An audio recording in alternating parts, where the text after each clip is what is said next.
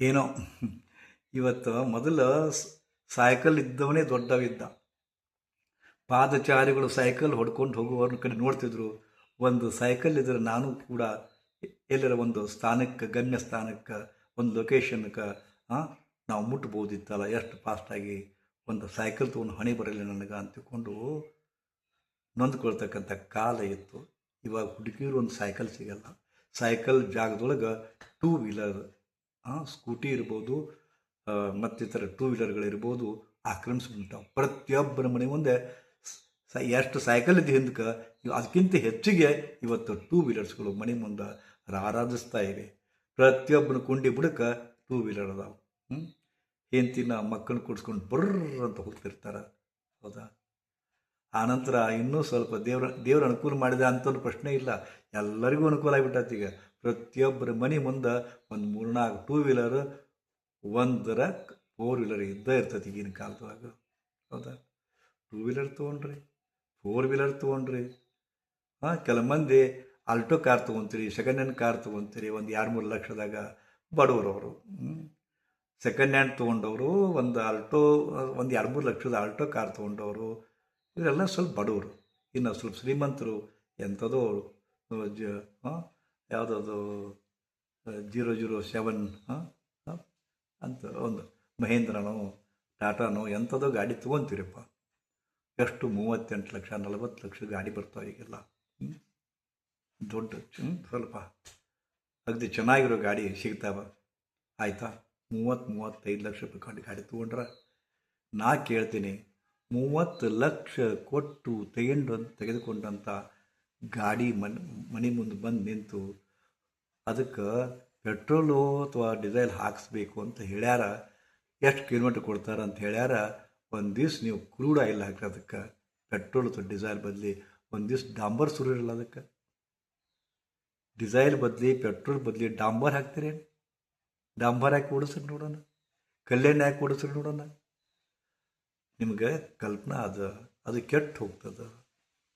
ಕೇವಲ ಒಂದು 20 ಲಕ್ಷ ರೂಪಾಯಿದ್ದು ಗಾಡಿಗೆ ಮಿಕ್ಸ್ಡ್ ಆಯಿಲು, ಕಲ್ಲೆಣ್ಣೆ ಮಿಕ್ಸ್ ಇರ್ತ ಆಯಿಲು, ಅಥವಾ ಯಾವುದೋ ಒಂದು ಹೈಬ್ರಿಡ್ ಆಯಿಲು ಸ್ವಲ್ಪ ಮಿಕ್ಸ್ಚರ್ ಮಾಡಿದ್ದು ಪೆಟ್ರೋಲನ್ನಾಗಲಿ ಡೀಸೆಲನ್ನ ಹಾಕಲಿ ನಮ್ಮ ಗಾಡಿ ಕೆಡ್ತಾ ಅನ್ನೋದು ಪ್ರಜ್ಞೆ ಅದ ನಿಮಗೆ. ಮತ್ತು ಅದ್ರ ಬಗ್ಗೆ ಭಾಳ ಕಾಳಜಿ ವಹಿಸ್ತೀರಿ ನೀವು, ಭಾಳ ಕಾಳಜಿ ವಹಿಸ್ತೀರಿ. ಯಾಕಂದ್ರೆ ಹೊಸ ಗಾಡಿ ಅದು, ಇಷ್ಟು ಲಕ್ಷ ಕೊಟ್ಟು ತೊಗೊಂಡಿನಿ ಅಂತಕ್ಕಂಥ ಒಂದು ಆತಂಕ, ವ್ಯಾಕುಲತೆ ನಿಮ್ಮಿರ್ತದೆ. ಅಕಸ್ಮಾತ್ ಕೆಟ್ರ ಅಂತ ತಿಳ್ಕೊಂಡು ಒಂದು ಸಲ ಹಿಂಗಾಯಿತು. ಅದು ಡಿಸೈಲ್ ಗಾಡಿ, ಅದಕ್ಕೆ ಪೆಟ್ರೋಲ್ ಹಾಕಿಬಿಟ್ರು. ಒಮ್ಮೊಮ್ಮೆ ಪೆಟ್ರೋಲ್ ಗಾಡಿಗೆ ಡಿಸೈಲ್ ಹಾಕಿಬಿಡ್ತಾರೆ, ಒಮ್ಮೆ ಕಣ್ ತಪ್ಪಿ. ಅದು ಒಮ್ಮೊಮ್ಮೆ ಹಿಂದೆ ಬರೆದಿರ್ತಾರೆ ಪೆಟ್ರೋಲು ಡಿಸೈಲ್ 2 ವರ್ಷ ಇರ್ತಾವಲ್ಲ, ತಪ್ಪಿ ಡಿಸೈಲ್ ಗಾಡಿಗೆ ಪೆಟ್ರೋಲ್ ಹಾಕ್ತಾರೆ, ಪೆಟ್ರೋಲ್ ಗಾಡಿಗೆ ಡಿಸೈಲ್ ಹಾಕ್ತಾರೆ ಅಂತ ತಿಳ್ಕೊಳ್ಳಿ. ಅವಾಗ ಟೆನ್ಷನ್ ಆಗಿಬಿಡ್ತದೆ. ಹೌದಾ? ಒಮ್ಮೊಮ್ಮೆ ಯಾರೋ ಒಬ್ರಿಗೆ ಗಾಡಿ ಕೊಟ್ಟಿರ್ತೀರಿ, ಅವರು ಕಲ್ಯಾಣ ಹಾಕೊಂಡು ಓಡಿಸ್ತಾರೆ, ಅದು ವಾಸನೆ ಬೇರೆ ಬರ್ತದೆ, ಟೆನ್ಷನ್ ಆಗಿಬಿಡ್ತದೆ, ಬೈತೀರಿ, ಹೊಡಿತೀರಿ ಅವನ್ನ. ಇಷ್ಟೆಲ್ಲ ಖಬರ್ದಾರ್ ನಿಮ್ಗೆ. ಒಂದು 10-20 ಲಕ್ಷದ ಗಾಡಿಗೆ ಏನಾರ ಒಂದು ಹೊಸ ಆಯಿಲು ಅಥವಾ ಹೊಸದು ಹೈಬ್ರಿಡ್ ಆಯಿಲು ಅಥವಾ ಅದಕ್ಕೆ ಹಾಕಬೇಕಾದಂಥ ಆಯಿಲ್ ಹಾಕದೆ ಹೋದ್ರೆ ಗಾಡಿ ಕೆಟ್ಟ ಹಾಳಾಗುತ್ತೆ ಅನ್ನೋದು ಗೊತ್ತದ. ಆದ್ರೆ ಎಲ್ಲ ಇದ್ದರೂ ಅನುಭವಿಸ್ಲಿಕ್ಕೆ ಈ ಬಾಡಿ ಅನ್ನೋ ಗಾಡಿ ಇವೆ. ಈ ಬಾಡಿ ಅನ್ನೋ ಗಾಡಿ ಇರ್ದಿದ್ರೆ ಯಾವ ಗಾಡಿ ಹೊಡಿಲಿಕ್ಕೆ ಆಗುತ್ತೆ? ಈ ಗಾಡಿ ಮುಖ್ಯ, ಈ ಬಾಡಿ ಅನ್ನೋ ಗಾಡಿ ಮುಖ್ಯದ. ಇದು ಇದ್ರೆ ತಾನೇ ನೀವು ಆ ಗಾಡಿ ಹೊಡೆಯೋದು. ನಾ ಕೇಳ್ತೇನೆ, ಅದಕ್ಕೆ ಮಿಶ್ರಿತ ಆಯಿಲ್ ಹಾಕಬಾರ್ದು ಅನ್ನೋ ಪ್ರಜ್ಞೆ ಅದಲ್ಲ. ಈ ಗಾಡಿಗೆ ನೀವು ಎಂಥ ಇಂಧನ ಹಾಕ್ತೀರಿ? ಶೆರೆ ಹಾಕ್ತೀರಿ, ಕಳ್ಳಬಟ್ಟಿ ಶೆರೆ ಹಾಕ್ತೀರಿ, ಸಾರಾಯಿ ಹಾಕ್ತೀರಿ, ಏನೇನೋ ಕುಡಿತೀರಿ, ಹೆರಾಯಿನ್ ಹಾಕ್ತೀರಿ, ಗಾಂಜಾ ಹಾಕ್ತೀರಿ, ಏನೋ ಹಾಕ್ತೀರಿ. ಹೇಗೆ ಒಂದು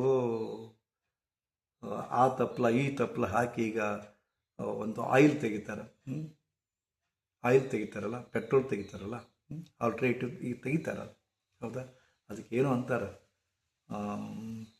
ಅದಕ್ಕೆ ತೆಗೆದು ಒಂದು ಯಾವುದ್ಯಾವುದೋ ತಪ್ಪಲಗಳಿಂದ ಇದು ತೆಗಿತಾರೆ, ಅದು ಅಂಥದ್ದು ಈಗ ಬಳಸ್ತಾ ಇದ್ದಾರೆ ಇಂಧನವನ್ನು.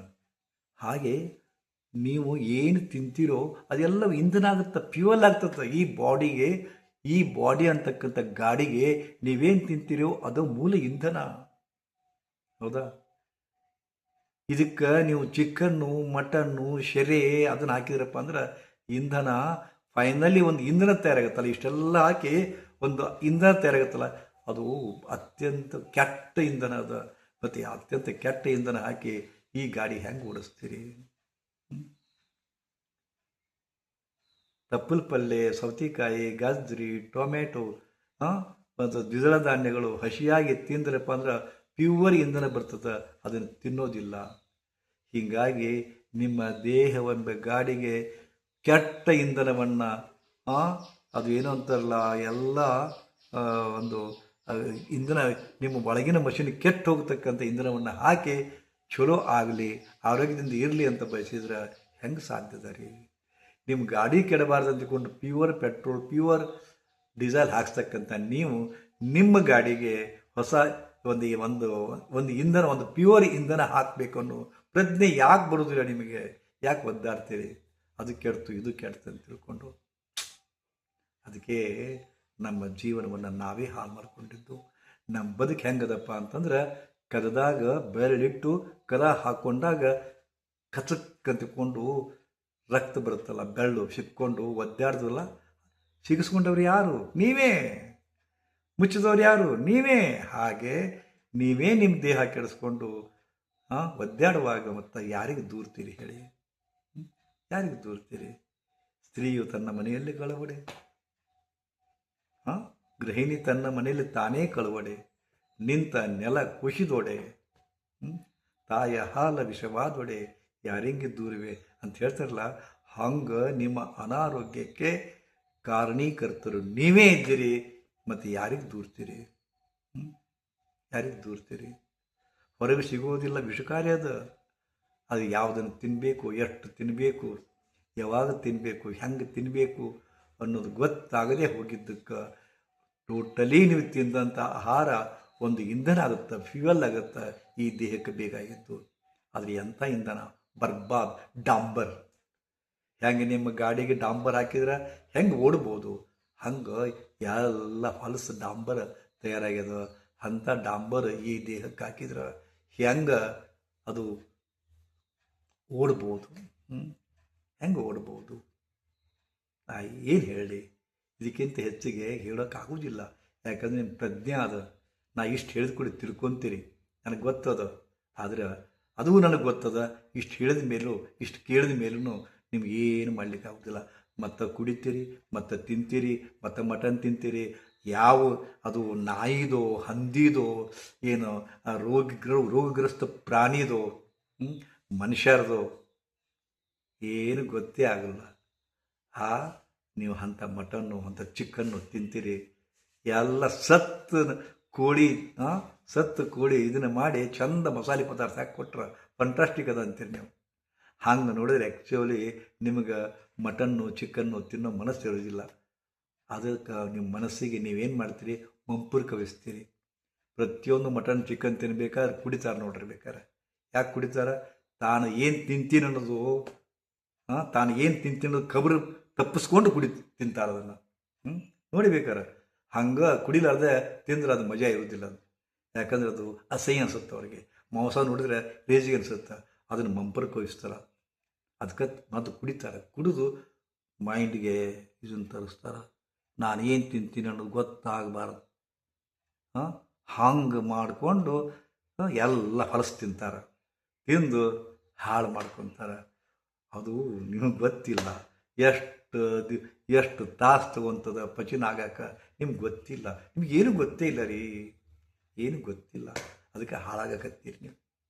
ಗೊತ್ತಿದ್ರೂ ಏನು ಮಾಡೋಕ್ಕಾಗೋದಿಲ್ಲ.